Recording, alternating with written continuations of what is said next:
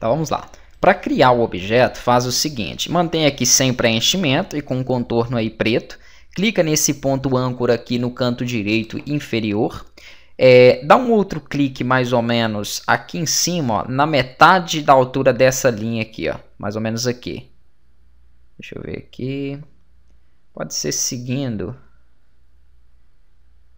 Aqui assim, ó, mais ou menos aqui, clica, segura e arrasta para fazer uma curvatura mais ou menos nessa proporção que eu fiz aqui, ó, até ele passar um pouquinho ou chegar bem em cima dessa linha. Perfeito. E clica aqui em cima na parte superior do nosso polígono. Ok, vamos voltar. Para voltar, clica mais ou menos na mesma direção em que você tinha dado esse clique aqui anterior, um pouquinho para o lado, segura para ele iniciar essa curvatura inversa. Ó. Perfeito. Clica aqui embaixo e mantém pressionado. Aliás, nem precisa, né? Porque aqui eu vou fechar ela, só dar um clique. Perfeito. Ah, não gostei da curvatura. Então pega a ferramenta de seleção direta, ó, e faz aqui a alteração da forma que você achar que deve. Vou dar um Ctrl Z, porque eu vou deixar ela mais ou menos desse jeito aqui mesmo. Ok, essa parte de cá pode ser um pouquinho mais fechada. E meu objeto vai ser exatamente esse objeto aqui. Lembrando que a ferramenta caneta, você precisa de prática para conseguir criar, né, os objetos com ela. Se você dá um clique apenas aqui, ele vai colocando linhas retas. Se você clica e segura, ele mantém a curva aí. Ele faz uma curvatura daquele último ponto ao ponto que você clicou. Se você puxa para um lado, ele faz a curva inversa. Então é somente com prática que vocês vão conseguir utilizar a ferramenta. Vou pressionar ESC, vou pegar a ferramenta de seleção e vou deletar esse objeto que eu fiz aqui do lado. Perfeito.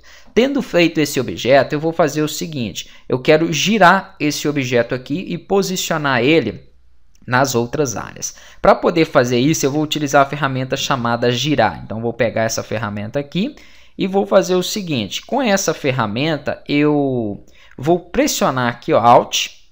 Vou clicar no meio desse ciclo que eu tomei como base, uma única vez, com o meu objeto selecionado. Então, prestem atenção. Ele tem que estar selecionado porque ele não vai adivinhar qual desses três objetos que eu tenho aqui na minha área de trabalho ele vai girar. Então, ele vai girar o objeto que esteja selecionado. Eu quero que ele gire a partir desse meio aqui. Ó. Então, eu vou pressionar Alt e vou dar um clique no centro. Ele vai me perguntar qual a proporção de rotação eu quero aplicar naquele objeto. Eu vou aplicar nele um ângulo de 72 graus e vou marcar aqui, ó, a opção de visualizar e de copiar, para que ele fique justamente ali em cima onde ele vai. Ó. Só que eu não quero que ele mude de local, eu quero que ele crie uma cópia para aquele local. Perfeito. E agora eu vou pressionar Ctrl D para que ele continue fazendo na mesma proporção.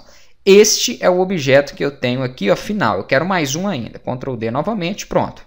Então foram, só para recapitular, o primeiro objeto que eu criei aqui do lado, essa cópia que eu fiz girando e mais 3 vezes para que ele duplicasse novamente esse objeto, fazendo esse círculo de objetos em volta do meu pentágono.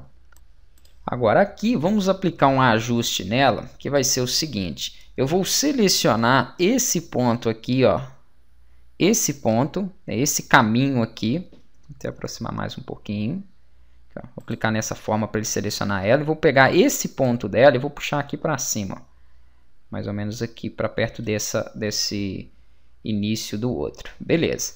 E aqui, se você quiser, pode jogar essas curvas. Vou jogar um pouquinho para cima, vou pegar esse ponto, jogar ele mais um pouquinho para cima. A mesma coisa esse.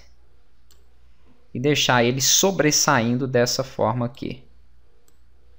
Ele vai dar um ajuste depois quando nós aplicarmos a revolução aqui, ó.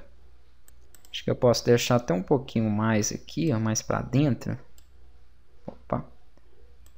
Aqui assim. Vai ficar melhor. Aí, ó.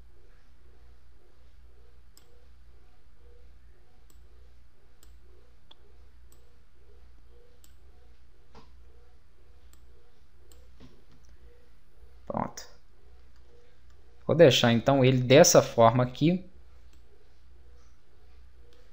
Não precisa ser 100% desse jeito não, né? Mas lembrando que toda linha que você deixar diferente vai dar diferença depois quando eu aplicar um 3D no objeto. Pode ser que pouca diferença, pode ser que muita diferença. Embora ele continue mantendo todas essas formas que foram feitas e somente com a ferramenta seleção direta nós poderemos depois ajustar aqui, né, o objeto. Então vou deixar dessa forma, na próxima aula nós damos sequência.